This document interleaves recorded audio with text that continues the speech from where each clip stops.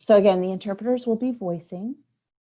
So we asked them to stop their video so that we could focus on us signing as part of the presentation. Everybody can hear and closed captions are running. So if we're ready, we're going to go ahead and get started. My name is Andalib Alayan, and I work here at NVRC as the Finance and Administrative Manager for about 4 years now. Today's presentation in PowerPoint is going to be providing you with some vocabulary and some basic understanding of finance so that you can know things to do. For example, if you've lost your job during this coronavirus outbreak. Let's switch over to Charles. Charles, are you ready? Just a second, let me pull it up.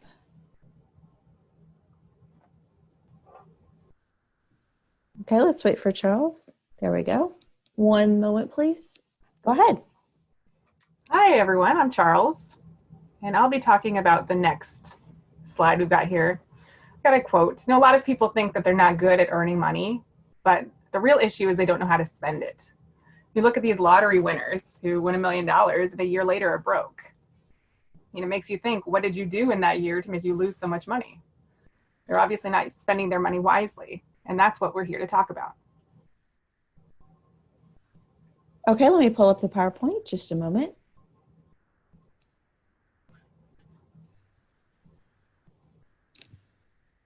Here we go. Allow everyone a moment to read, please.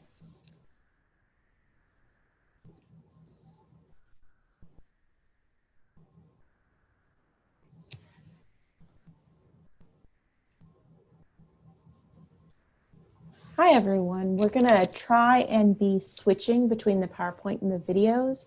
We want to make sure you can clearly see us while we're signing, and also we're going to be recording, so we don't want the images to get too tiny on the recording.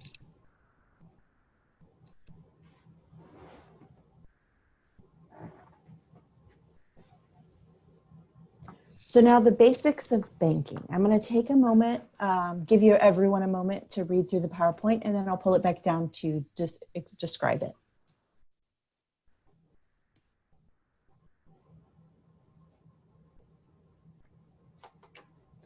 Okay, so let me take a moment and explain. There are checking accounts and savings accounts. There are slight differences between them. Checking accounts are where you would have your everyday usages, where you withdraw money from the ATM, you deposit your salary. There's typically no limits on that. Now, your savings account is for more long-term usage. It's for placing money and leaving it in there. And it typically has limits on the number of withdrawals you can have in a month. So let me turn it over to Charles for the next 2 points. Sure. So a money market account is used for larger sums of money. So if you have a larger sum of money that you might use over the next few months, you would put it in a money market account to use interest, but at the same time still be able to withdraw money from that account. So that's mainly for people with large sums of money. Now, a CD was more popular in the past, but people still use it. It's a mechanism for holding on to money for a fixed period of time, anywhere from 1 month to a year. So if you're looking to buy a house or make a down payment on a car and you want to put that down payment somewhere where it's earning a little bit of interest, but you won't be using it for a while, you can in a CD. The bank will guarantee that you earn a little bit of interest on that money over that time, and then you're able to take it back out after that time has ended.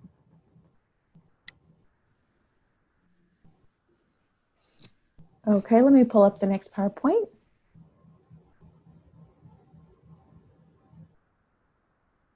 Give everyone a moment to read it. Yes, please read through.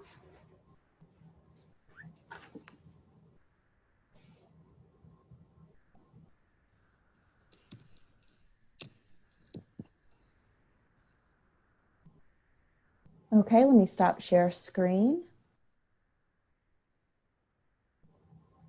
So as the PowerPoint just mentioned, we're going to talk about choosing a bank. You need to pick a bank that's the best match for you. You'll want to consider how close it is to where you live or work. So you want something within your area. Also, how easy it is to access an ATM for that bank. There are 2 major kinds of banks right now. They're the brick and mortar type, where you go in and speak to a teller, or an online version, which we're seeing an increase of. Also, a lot more usage of apps between banks. You'll need to check on fee structure, check how much it costs for whether it's overdrafts or withdrawals. It can be anywhere from $10 to $12. It depends on your bank. Some banks even include fees if you go over a number of withdrawals within a month. Keep in mind that banks are not the same. Each one will have different policies and fee structures, and you'll want to check out that before you choose your bank. Also consider whether the bank is national or local. There are national banks like Bank of America or local banks here in Virginia that are giving you a more personal experience. So you'll have to consider what your preference is related to that. So let me pull up the next slide. And we'll switch to Charles after that.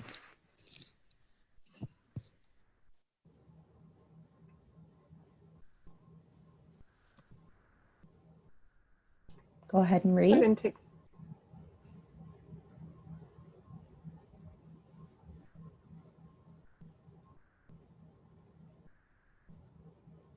We ready?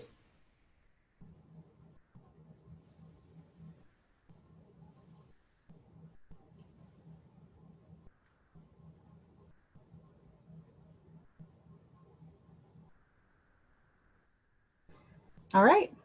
Okay. So let me speak to this slide. You know, in today's day and age, we have 100 plastic cards in our wallet. We use them every day for different things.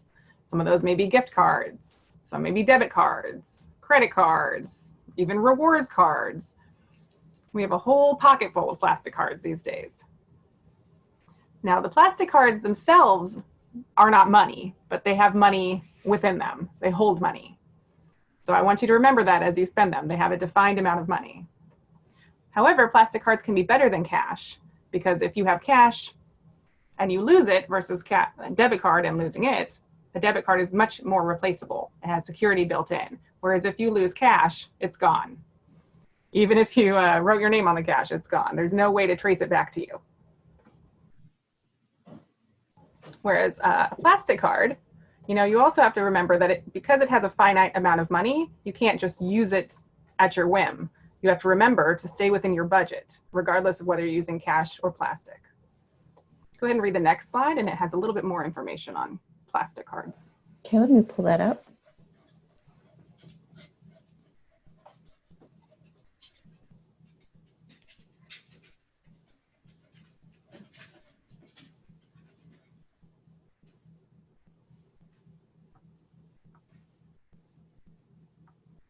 We good?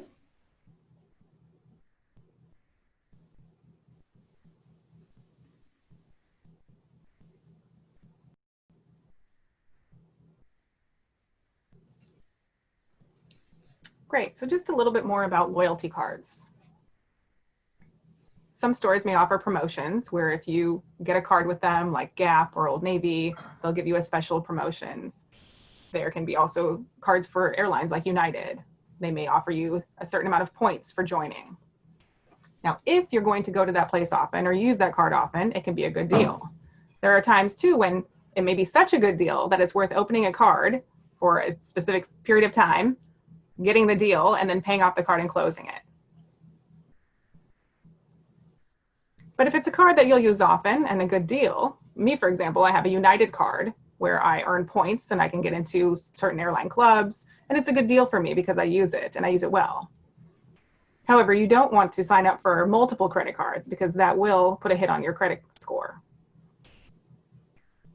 So you want to balance it with how many credit cards you actually need and will use versus the good deals that you're getting. Okay, let me pull up the next slide.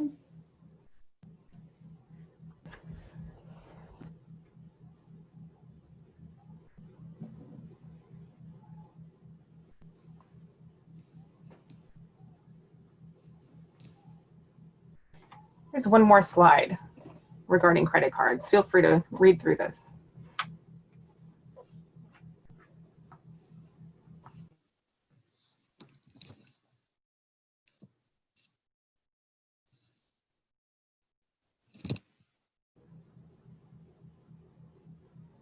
good. All right. So just to give you a little bit of history, the word credit comes from the Latin word credo, which means believe. Basically means I believe that you will pay me back. So the money you're spending on a credit card is not your money. It's the bank's money. The bank is lending you money to then spend on your credit card, which you then pay back to the bank with interest, unless you paid on time, and then you have a grace period. But that's important to remember that it's not your money. It's basically a loan. And that interest can bite you after time if you don't pay on time. That's how the banks make their money. They make their money in interest off of you. Now, a debit card is great if you need cash back or cash from an ATM. Then I would recommend you use a debit card. And some stores prefer that because the fees that they pay are cheaper. But for everyday purchases, I really do recommend you use a credit card because it has protections contained within the card, fraud protections. It's very easy to call the credit card company and get your money back. Whereas an ATM card or debit card, you're going to have a little bit more risk in that. Yes, so we go ahead and open up the poll? Yes, let's do that. So the first question, go ahead and answer yes or no. And we'll talk about the answers to these later. Can everyone see it okay? Again, go ahead and just click with your mouse, yes or no.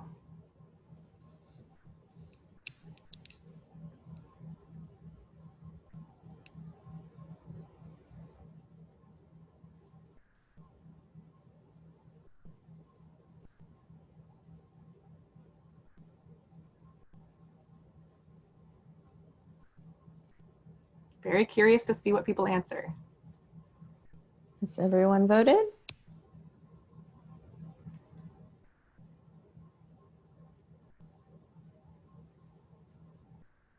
So how many have voted so far? We have 11 out of 14. 3 more people we're waiting on. If there are no more, we'll go ahead.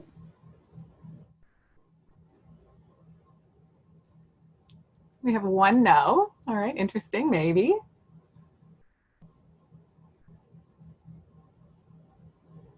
Like 7, 6, 5, 4, 3, 2, 1. And it's done.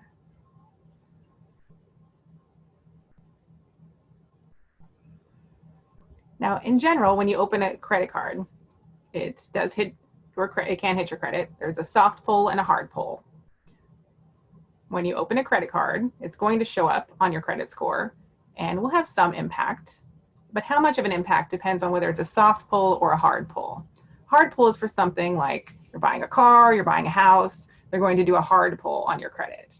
But it's only there for about 20 or 30 days. However, if you opened card after card after card over a short period of time, they're going to say, something's wrong with this person. Why are they opening so many cards? And that's going to impact your credit score much more harshly. All right, let's see the next slide. Okay.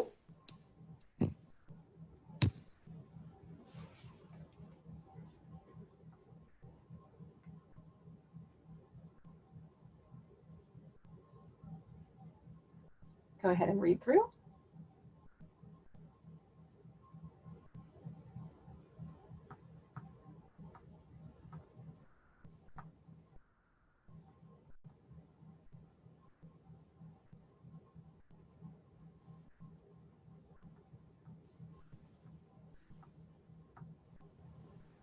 Okay, let me back up for a second. Should I go ahead and show the answers to the poll? No, I can just find the answers. You don't want to see what percentages said yes or no? Everyone said yes except for one person on the first question, and everyone said yes on the second. So we don't need to show the poll. So now we're going to go on and talk about cash or cashless. So generally, we don't recommend you carry cash around with you every day. It's better to use a credit cards because if you lose the cash, it's gone. If you know how much cash you need for that day, for example, going out to eat, you just need to carry a little bit of cash with you, that's fine. But in general, you want to leave that at home. And you'll want to use your card in exchange. If something happens, your card is taken or lost, you can call real quickly and get it canceled. And you can generally get that money back for any unauthorized use. You just have to make sure you report it fast so that you can get that card stopped. And you can do that generally online or through a phone call. Bank will then help you to investigate all the uses and get you your cash back. So go ahead and read your bank statement every month you get it, because that also is going to give you a summary of every place you've used your money. Whereas if you're using cash on a daily basis, you're easily going to forget and probably lose the receipts. Now, one other thing that's mentioned on the PowerPoint is about using cash in case of emergency. Yes, you do want to keep some cash on you, but not a large amount. You just want to have that emergency cash available in case you need it. Let me go ahead and pull up the next slide.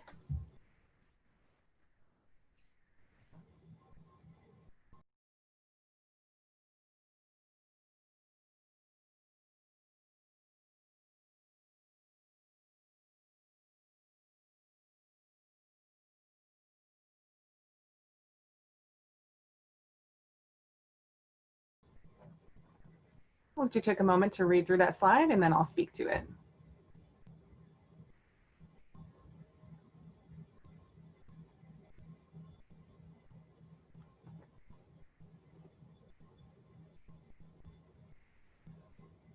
All right, I'll talk a little bit about what's good debt versus bad debt.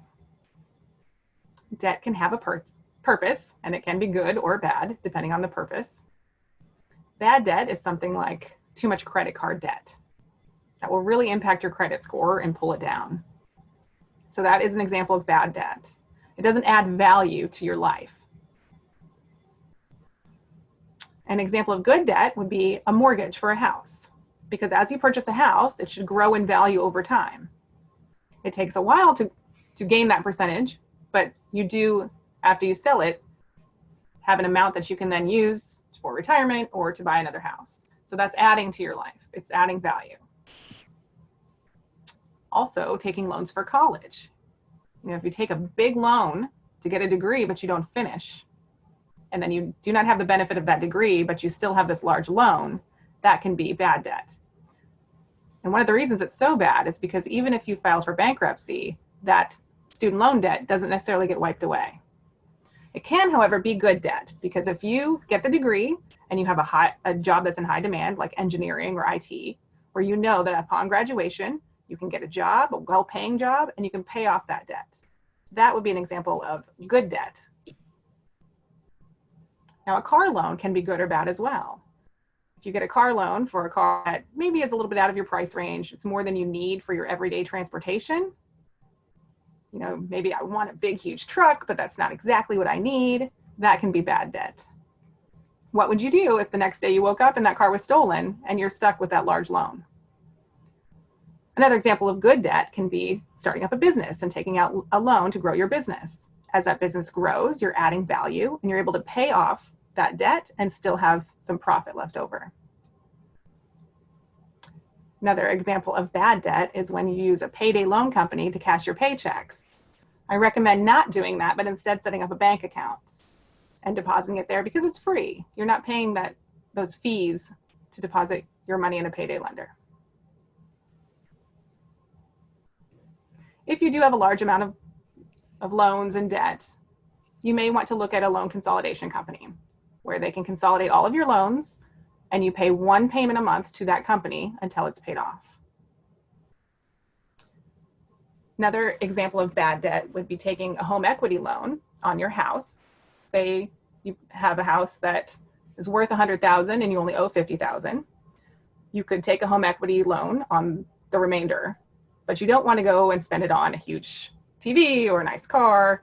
That money really should be spent on remodeling, things that add value to the house, so that later when you sell it, you can pay off both of those loans and still have extra. The other thing you don't want to do is take out a loan in order to invest. The stock market can be volatile, and if you lose that money, you still have to pay it back. Now, there may be a situation where you have an illness or death in the family or an emergency comes up where you have to use a credit card. that's fine. Just make a plan to pay it off. Next slide, please.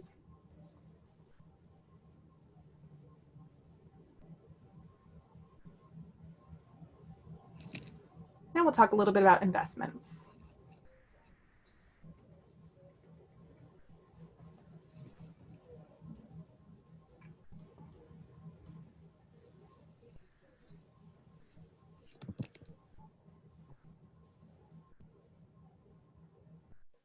Looks good. All right.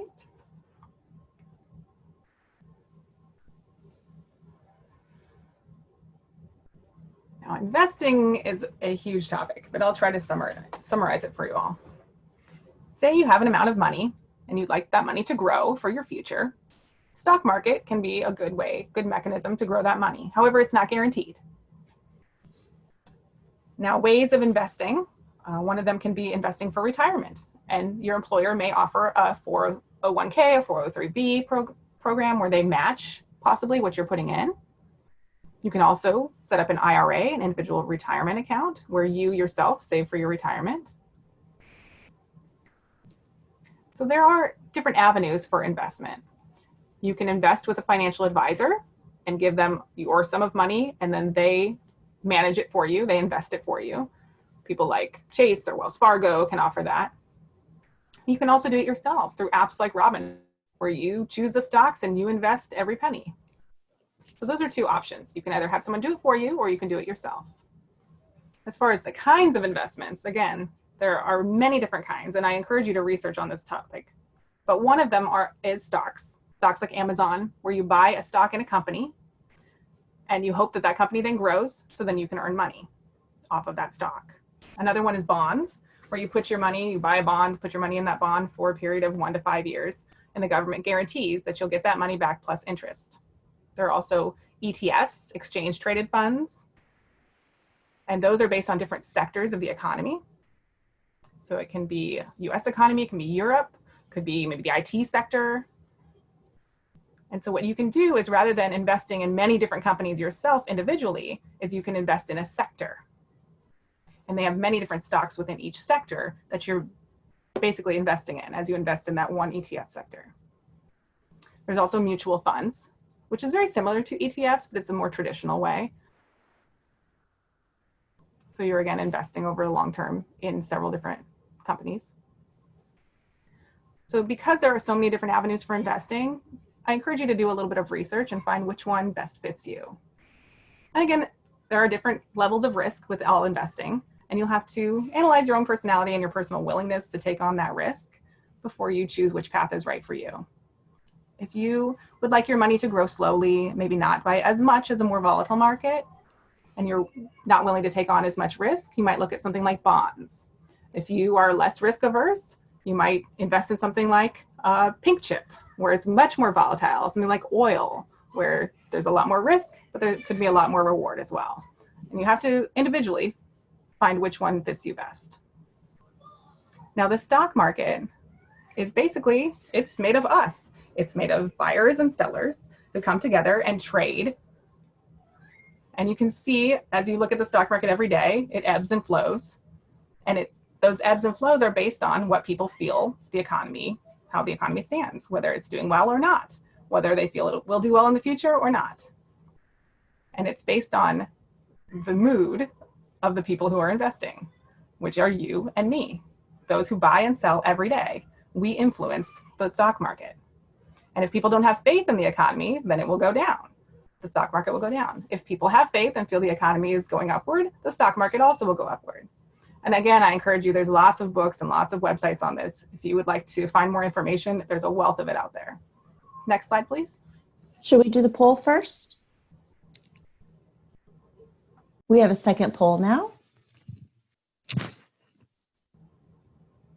All right, question number 2 says, if you have a 1 to 3 month emergency fund, or I'm sorry, 3 to 6 month emergency fund, where would you put that money? Save it in a money market, invest it, or put it in a CD? What do you all think? What would you do with that money?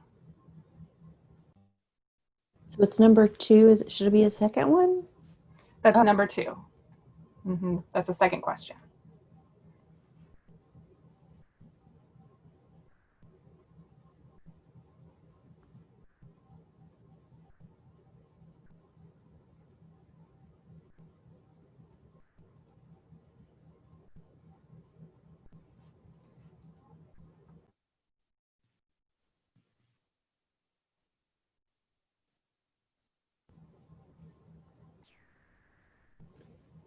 Do you see the survey? Can you see the comments on chat?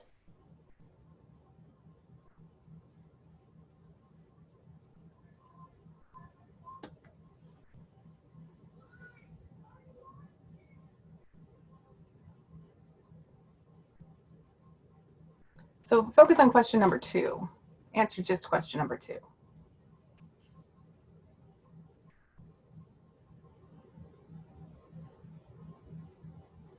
Should we redo it or just go ahead and vote? Yeah, just go ahead and click on the second question.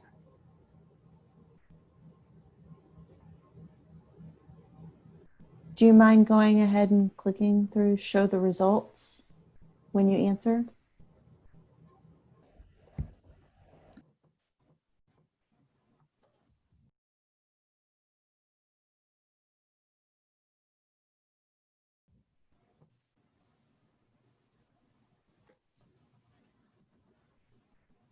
So now if you have a 3 to 6 month fund and you are trying to figure out what to do with it, it's better to put that in a savings account rather than invested in the stock market. You want to have it accessible. If you or your family get sick and you need to take that money out, it's better to have that in a savings account or a CD rather than a long-term investment where it's not as easy to get it out. Yeah, but okay. Oh, wait.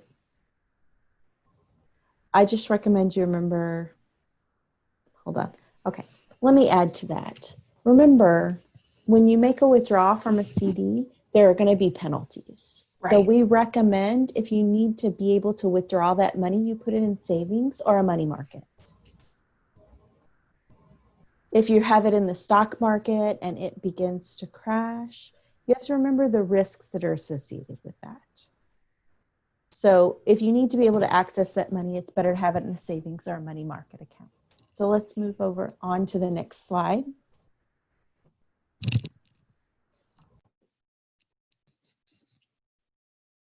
So now we're going to focus on employment.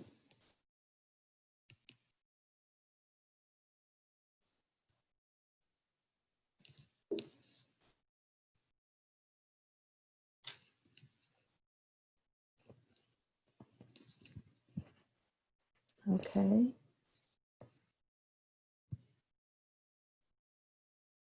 So now with coronavirus, we've seen a huge hit to the economy and to employment. Over 40 million people have applied for unemployment benefits. And you can see, Charles will expand more on that in a moment. But the unemployment benefits, the government gives you a small amount to help lift you up during this time. Since the middle of March, we've seen a huge increase in those numbers. That means unemployment has gone from 4.4% in March to 14.7%. It has recently gone down a little bit since that. So a lot of employees are now working from home and they're seeing benefits from working at home instead of having to travel to an office. But it's also been a huge change. Now the government has decided to send out a stimulus that's to help people, to whether it's for whatever they need for travel, anything they might need to spend it on. It's basically to support the economy and begin to lift it back up. So let's go on to the next slide.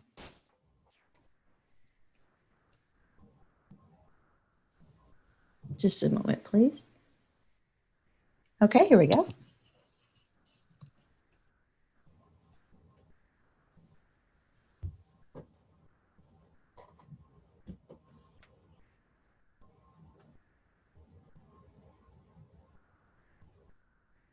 Take a moment to skim this and I'll be going into more depth on these.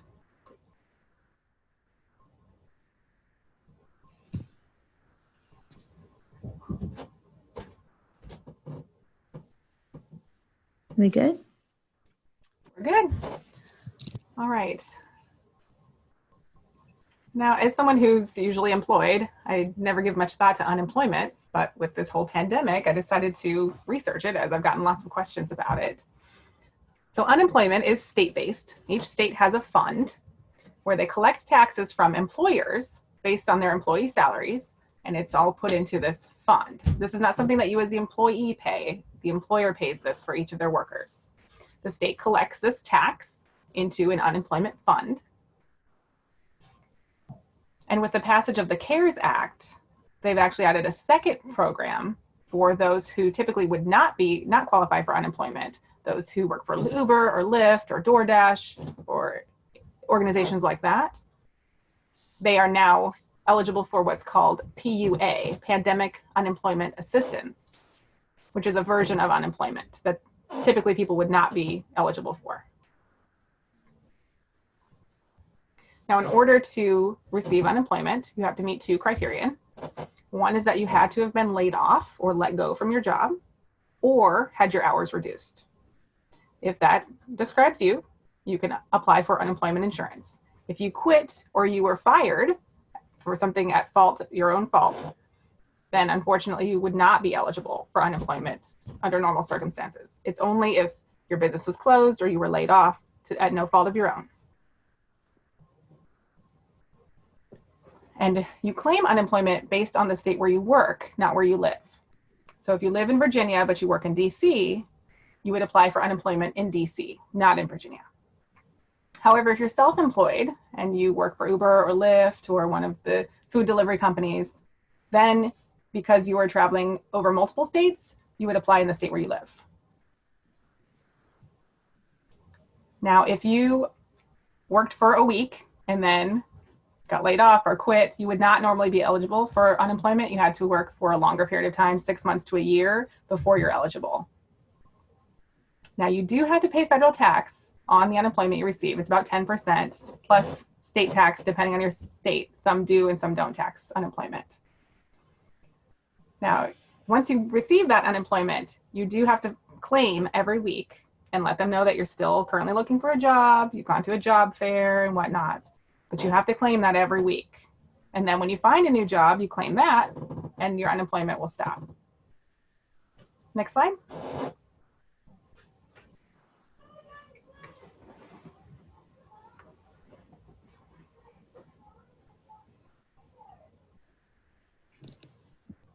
Now this form that you see on the slide, this W-2, or I'm sorry, W-4, has undergone some changes recently.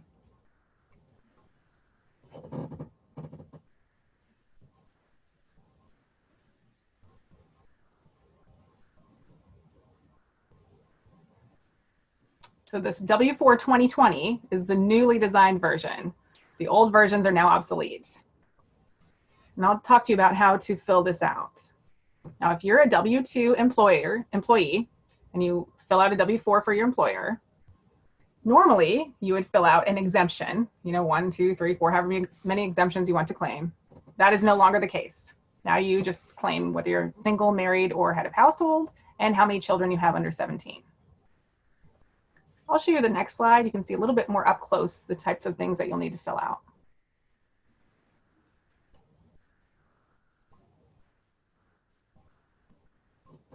Okay, go ahead and read the next slide. And that really spells out which fields you'll need to fill out on the W-4.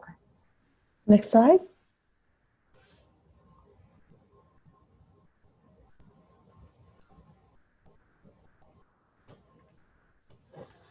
Okay, let me explain the W-4.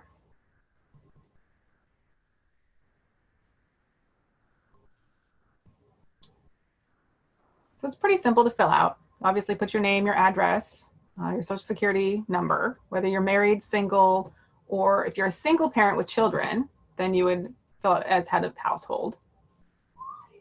And then you'll mark whether or not your spouse and you both have a job. They want to make sure that they're taking out the right amount of taxes, so that's important to mark. And then however many children you have under the age of 17, because you will get a tax credit for each of those children. And if you also are getting income untaxed from another source, and you want to make sure that your taxes at your W-2 job are raised enough to cover the other taxes, then you would denote that on your W-4. And then you would give that to your HR department, and they would take out taxes accordingly. Now, if anything changes about your situation, maybe you have a new address, you are newly married or newly divorced, you would need to fill out a new updated W-4. So you do need to update that periodically as your situation changes. All right, let's look at the next form.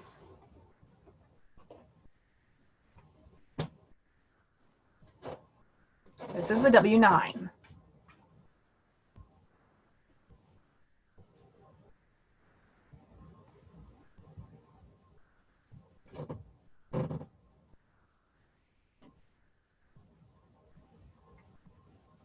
So the W-9 is another popular form. This is for self-employed individuals, independent contractors, artists, people who drive Uber or Lyft, an actor, an actress, where they're working for one time at different entities, not for one business all the time. So with this, you would fill out your name or your business name if you have one, your employer identification number, your address, or your social security number, depending on which one you use. If you have a business, you may have a business EIN rather than your personal social security number. Just depends on your specific situation.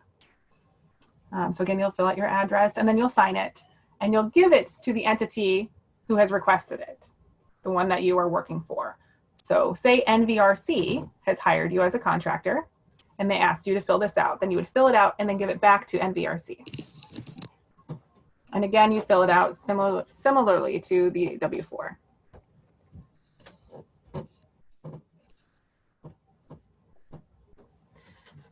Now, even though you're filling out the W-9, it does not mean that the entity is taking out your taxes for you. You are responsible for your own taxes and paying those to state and federal.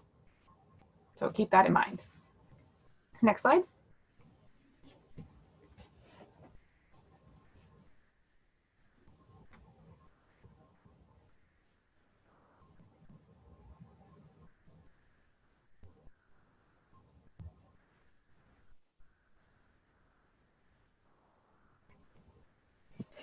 So let me try and summarize a little bit the differences between an employee and a contractor, and there are positive and negatives about both. As an employee, you have a boss over you who's your manager. You receive benefits. You have a set salary. As an independent contractor, your earnings can vary, but you have a more flexible schedule and you can make the schedule as you choose. You also are more independent. Whereas as an employee, you have a boss to report to. You can see in the list, there's quite a few benefits and negatives to both situations. Let me go on to the next slide.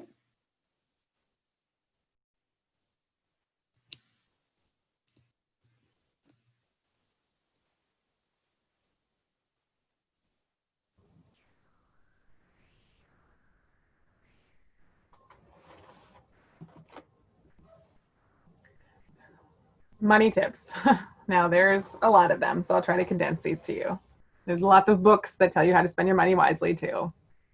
Now money isn't everything.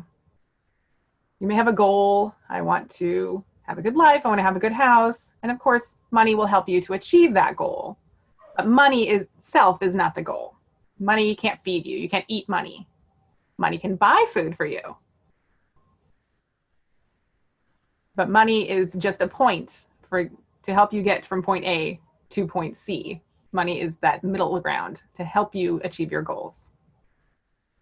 But you have to remember that money is there to keep you and your family healthy and to keep them safe.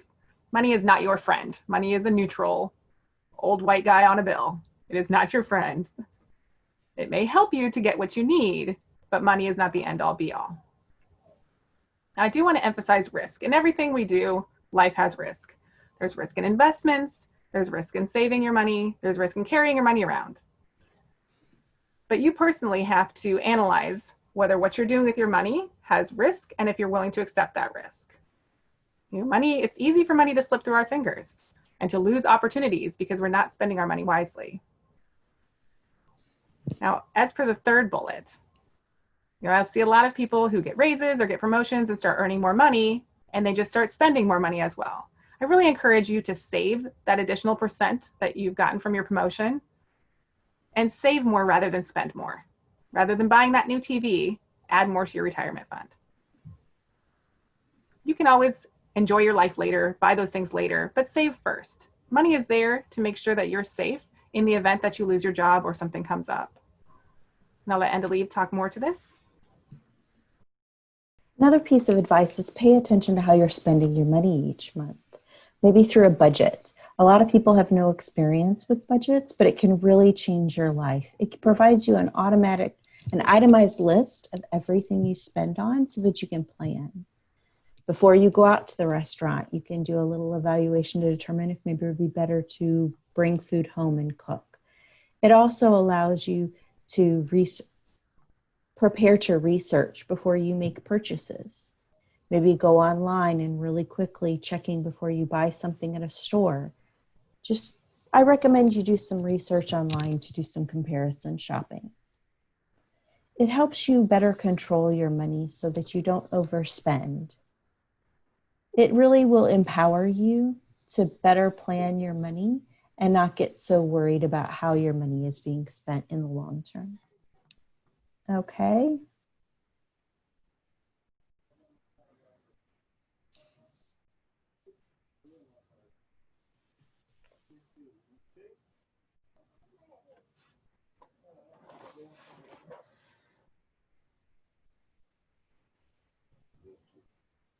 Okay, let me switch over. Yeah, there's a whole list of different scams that are out there, but I'm just going to go over the few that I really see hitting the deaf community. One of them being getting calls from people claiming to be Social Security, asking you for your Social Security number. Now, just so you know, the Social Security Administration will always mail you a letter first before they ever call you. So if you've gotten a letter from them and someone calls you, you could expect that that's probably legit. There's also stories of people calling, claiming to be the police or the FBI and saying that someone's going to come get you if you don't pay this bill. Now, again, they will send you a letter first. So if someone is just calling you out of the blue, it is not to be believed. There are also scams playing on natural disasters. They're called grandparent scams. And so what will happen is someone will call and say that they're a relative of yours and they're trapped in this disaster and they need money. So what you do is, instead of believing that that's the person, that's your relative, you need to text your relative, contact them through Facebook or another means, and make sure that they really are in trouble. And if not, obviously you can ignore it. If they are, you can help.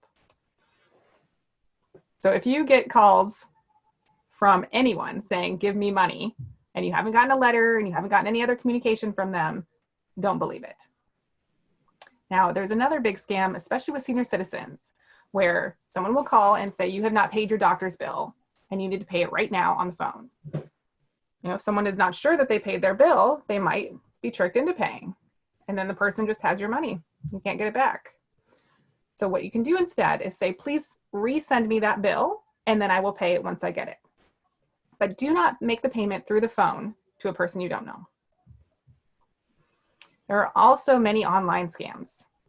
So if you are tempted to purchase something online, make sure that you do your due diligence and research it and do a comparison shopping before you buy something online. There's also the anti-aging creams, that say, oh, look, you'll look 20 years younger. I see that a lot nowadays. Now, it does not work. You can ask your doctor, they'll tell you the same thing. You may have nice, shiny skin, but it's not changing anything about the internal structure of your body to make you younger. There's also email phishing scams, where they will email you and say, please click on this button, download this thing. And it really is a scam. It's going to download something you don't want on your phone or on your computer. Make sure that if you get an email that looks a little fishy, Google it. Google that company, Google something about the email, and see if it's a scam. There are also video phone scams that are really targeting deaf people. Someone will call and start asking personal questions and claim that they're from Sorensen. And often people believe them. And so they'll go ahead and give them personal information. Now, I want you to be careful. If someone calls you and says that they're from Sorensen, don't necessarily believe them straight off. Do some research. I also see a lot of lottery scams where people will say, hey, I got an email, I won the lottery, but they haven't even played the lottery.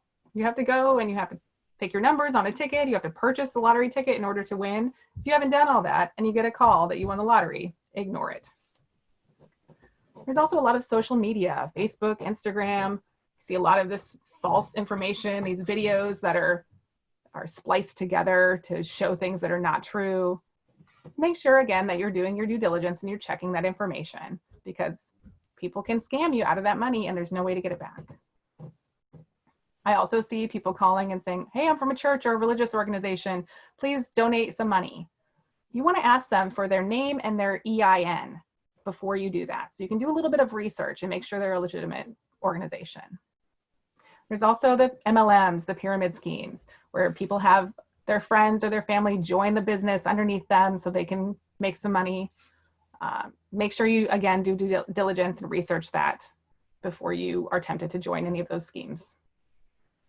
So again, I can't stress this enough to please just check. It's your money and you need to protect it.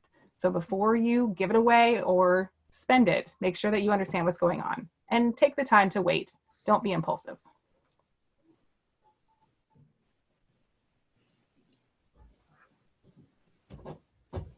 Okay.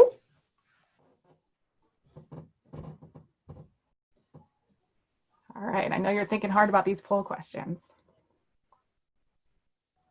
Okay, that's the end. We want to open up for any questions. You can either open your video to ask the question or you can use the chat field to ask your question. Either way.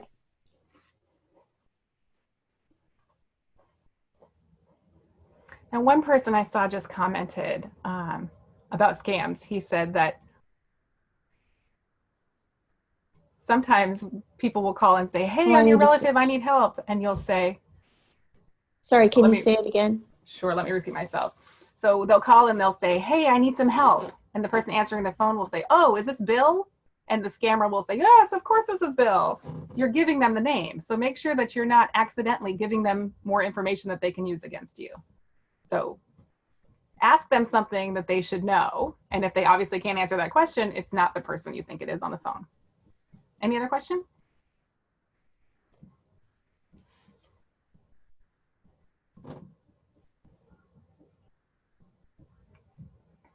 I see one here. Okay. TSP versus Roth. Sure. So now TSP is only for federal employees. TSP stands for Thrift Savings Plan. And there are actually two different kinds. There's a traditional and a Roth TSP. And which of those you choose depends on when you join the federal government. If you just joined, I would recommend using a Roth because you pay taxes now, but the money is then free to you later when you retire. You don't have to pay taxes on it. However, if you've been working for the government for a long time, I would not recommend using the Roth because time is not on your side. I would recommend using a traditional TSP. Another question I see here in the chat says, I'm a contractor. Can I also set up a retirement account? And you sure can. It's called a SEP, Self-Employment Plan, SEP IRA. So if you own your own business, you can set up a SEP IRA and put money in that every month. Or as you get money, you can put a portion of that. You can put up to 25% of your salary into the SEP IRA. And again, that's from your business income. There's also a simple IRA that they have. So there's a couple different options for those in your situation. Again, I would recommend you talk to your financial advisor about which one best suits your situation. So final questions, any more?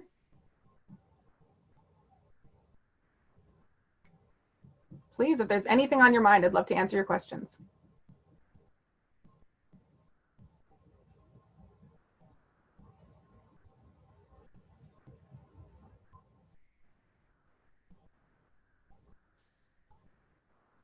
I guess not. That's great. Thank you, everyone.